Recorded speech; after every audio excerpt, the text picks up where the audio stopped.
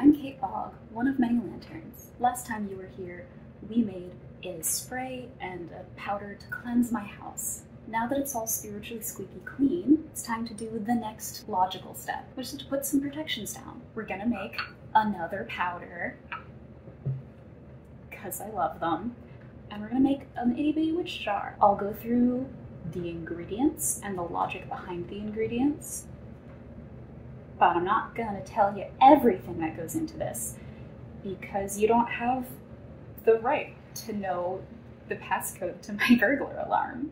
I'm gonna start out with crushing some eggshells. Crushed eggshells are also known as cascarilla powder, and they are great for bulking up any powder that you have. Oh, that's gonna be some horrible ASMR for everyone. But the reason I'm using them for this protection powder is because a shell is the protection for an embryonic chick. I kind of divide protection magic into active and passive, or aggressive and chill, or Martian and Saturnian. I'm not actually an astrology girly, but those are good ways to frame. The difference between Martian and Saturnian protection magic is like the difference between bears having a thick hide and bears having claws. The claws are a little bit looking for a fight. A bear's thick hide will stop the fight before it even starts. When you're preparing cascarilla, you want to dry out your eggshells. Don't use wet ones. And then if you're smarter than me, you'll start peeling away the thin membrane on the inside of the shell before you start grinding it. This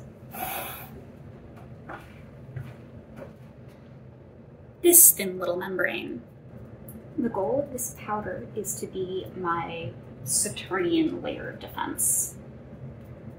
It's something that I plan to reapply periodically because it is a gentler sort of magic, whereas the witch bottle is going to be a set it and forget it kind of deal. I've still got a long way to go, so I'm going to stop for a second and get back to you when this part's done. Alright, so after a very reasonable amount of time, I swear it was a normal amount of time, my eggshells are nice and powdered. I'm going to toss it into an old jar.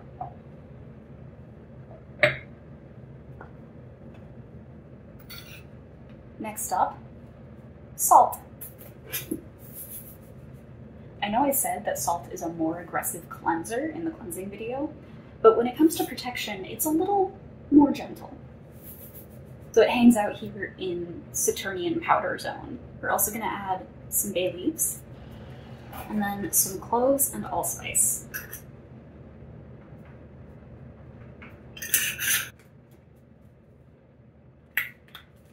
Those herbs are both good for protection and for bringing luck and success, because I want to make sure that I'm letting good stuff come in.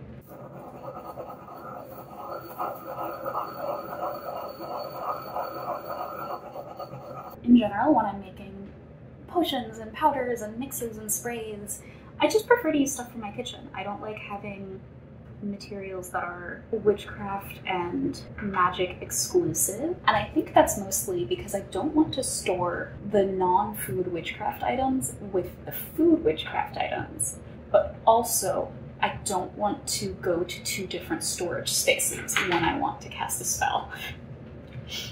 If I'm using mostly stuff that's in my cabinets, in my kitchen cabinets, I only gotta go one place to find ingredients. Close-up time!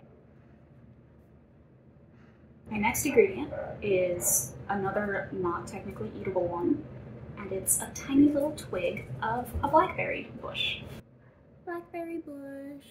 The thing about blackberry bush is that they tend to grow on the edges of forests. So they're a liminal plant, they're a boundary plant, they're a witchcraft plant. And a blackberry bush is impenetrable. Those things have so many thorns. They grow so quickly. They grow thorns pretty much everywhere. I think they have thorns on the underside of their leaves. I spent like a summer growing up trying to fight back the blackberries in the yard. I made it maybe 20 square feet in, and then within a month of me not paying attention to them, they were back better than ever. So they're tenacious. And they serve as a nice little safe haven for small birds, small animals, so that predators can't get to them.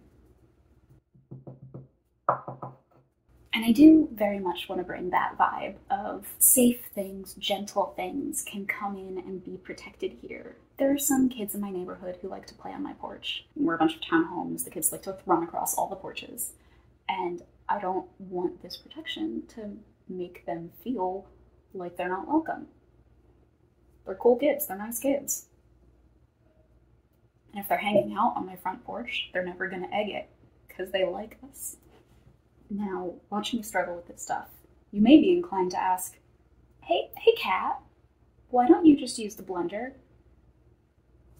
There's a blender in the background. Use a food processor. It'll work much faster. But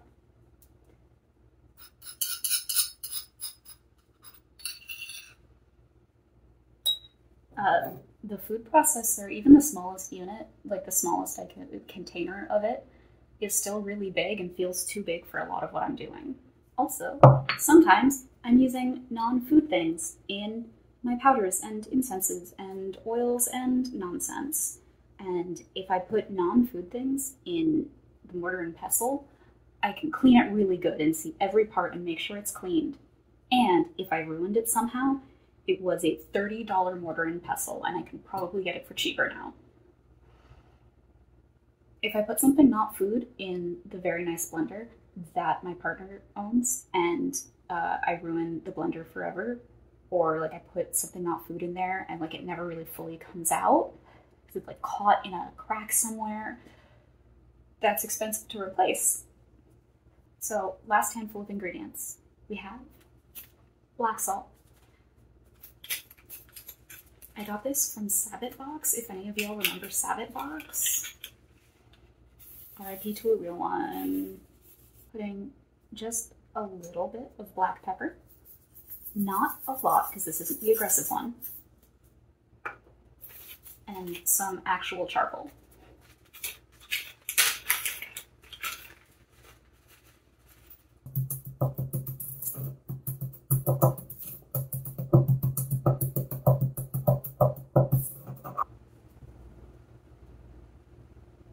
I hope that's a good enough angle because I'm not getting closer.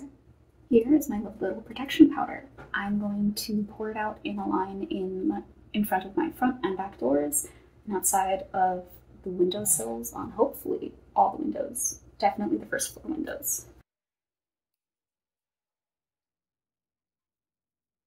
So I spent all that time talking about Saturnian herbs and Saturnian magic. What about the more Martian aspect? That's what this bottle is for. Protection, banishing, repelling. The idea of the previous Rev the Powder was to establish where I live and establish my boundaries and where the outside world ends and my world begins. The purpose of this is when you cross the threshold with anger and hate and mischief in your heart, you get got. So we started with the black salt and the charcoal. The blackberry twig is going in there, not as an emblem of protecting a space and protecting a border and protecting the helpless, but as an emblem of all of those fucking thorns. More black pepper. Red peppers. To really communicate in no uncertain terms. If you come through here, you're getting hurt. Martian herbs are like peppers and the other type of peppers and tend to be fiery herbs that activate and speed things up.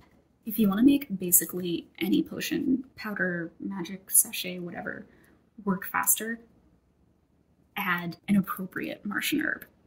What is a witch jar, or a witch bottle? Is a protective ward that's found in a lot of extremely old houses in England.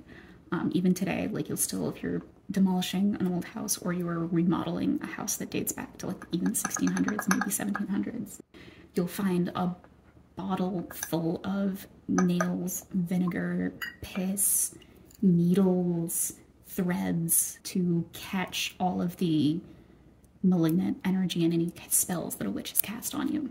And you bury it in the walls so it can never get to you. This is kind of a variation on that. We are the witches, but its purpose is still to take the hit for us and then also be mean. If a spell is coming at us, instead of coming to me and my partner, it will see the tag lock in there, hair, fingernails, urine, whatever, come and try to attack the bottle, and then get swallowed up by all of the violence. I think they're just a really nice little spell. This is about as much of the little witch bottle that I want to show publicly.